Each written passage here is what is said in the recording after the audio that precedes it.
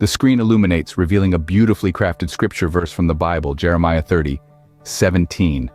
"For I will restore health to you, and your wounds I will heal, declares the Lord."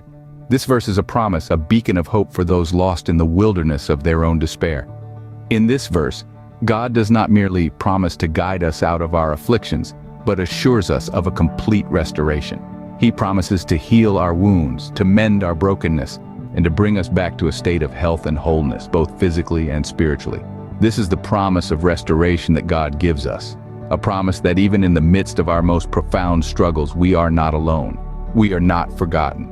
And most importantly, we are not beyond the reach of His healing and restoration. This is our story, a journey from abandonment and loss to restoration and blessing under the unwavering faithfulness of God. I was abandoned at 5 years old, growing up in a house filled with crack addicts, gangsters, and murderers. At the young age of 12, I became a drug addict and dealer, deeply involved in street gangs.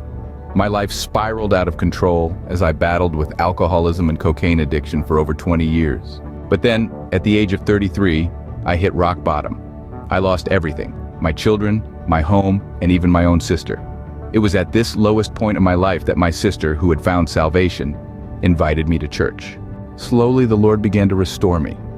He used Bible verses on restoration to guide me on my journey.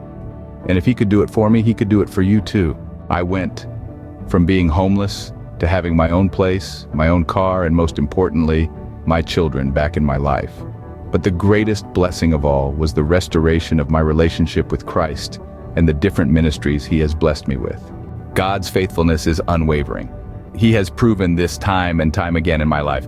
I am a living testament to His grace and mercy. So let us take a moment to thank Jesus for His faithfulness and to pray for His continued guidance and blessings in our lives.